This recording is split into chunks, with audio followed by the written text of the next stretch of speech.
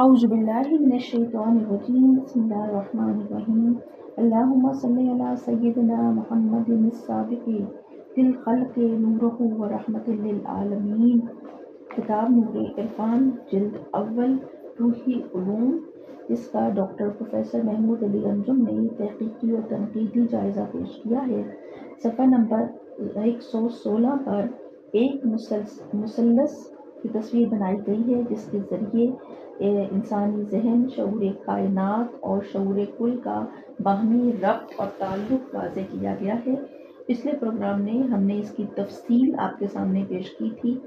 اس ذیل میں ڈاکٹر صاحب لکھتے ہیں کہ ہمارے ذہن کے عقب میں ایک ہماگیر، عظیم الشان اور قادر مطلق ذہن کام کر رہا ہے۔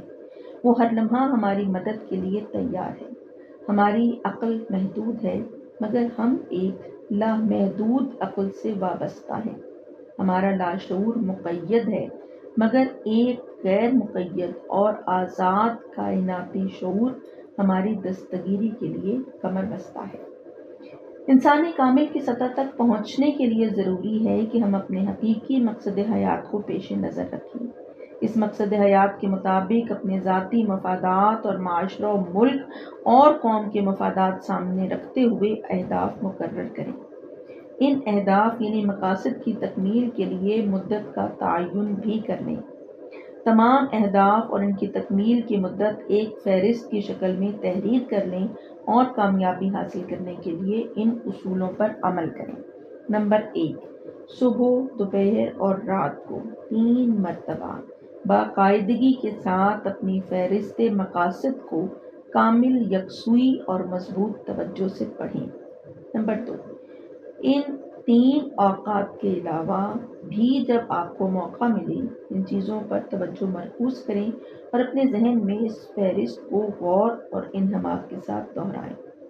نمبر 3، سونے سے پہلے آنکھیں بند کر کے عالم تصور میں یہ دیکھیں کہ آپ کو اللہ تعالیٰ کے فضل و کرم سے وہ چیزیں حاصل ہو چکی ہیں جن کی آپ کو خواہش تھی۔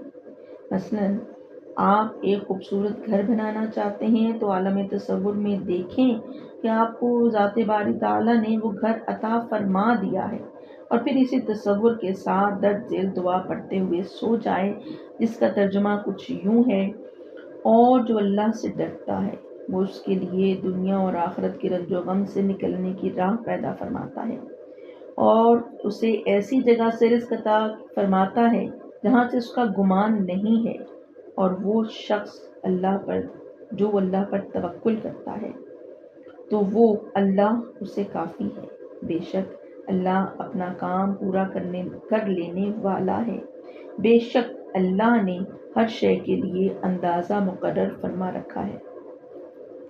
نمبر 4، جب تک آپ کو اس عمل کے ذریعے اپنے مقاصد حاصل نہ ہو جائیں ان تمام باتوں کو راز میں رکھیے اور ان کا ذکر کسی سے نہ کیجیے۔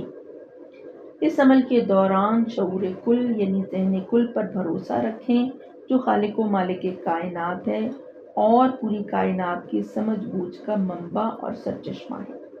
یہ ذہن کل ہر مرحلہ دشوار میں رہنمائی کر کے آپ کو منزل مقصود تک پہنچا دے گا۔ حصول مقاصد کے ذرائع غیب سے پیدا ہوں گے اور آپ کی اکثر مرادیں جو اس قدر جلد بر آئیں گی کہ آپ خود حیران ہو جائیں گے۔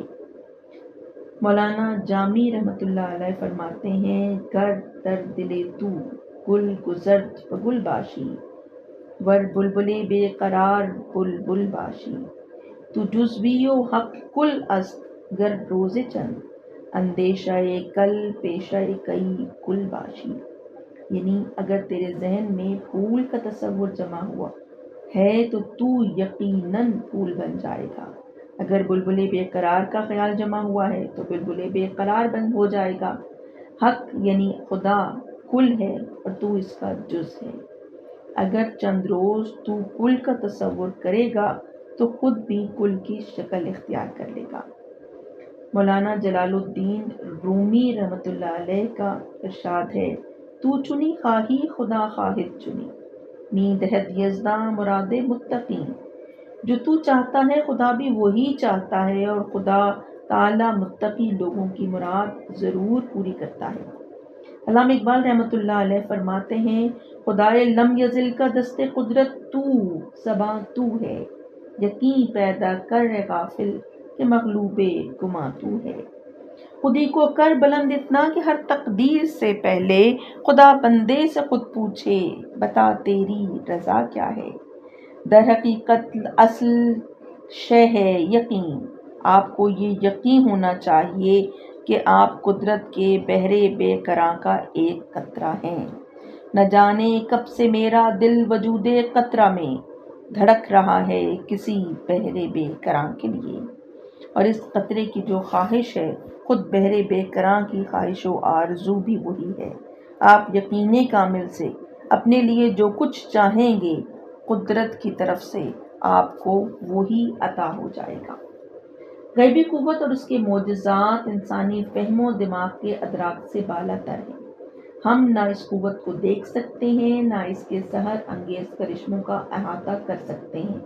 لاشعور کے دروازے عالم غیب کی طرف وا ہیں اور شعور کے دریچے عالم ظاہر کی طرف۔ ہماری پوری توجہ حواس خمسہ کے عمل کے سبب عالم ظاہری کی طرف مبذول رہتی ہے۔ بقول مولانا روم، لب بند و چشم بند و گوش بند، گر نہ بینی نور حق بر من بخند، ہونٹ آنکھیں اور کان بند کر، اگر نور حق نظر نہ آئے میرا مذاق اڑانا۔ وما علینا الا البلاغ۔ اللہم صلی علی سیدنا و حبیبنا محمد فی اول کلامنا، اللہم صلی علی سیدنا و حبیبنا محمد فی اوسط کلامنا، اللہم صلی علی سیدنا و حبیبنا محمد فی الآخر کلامنا۔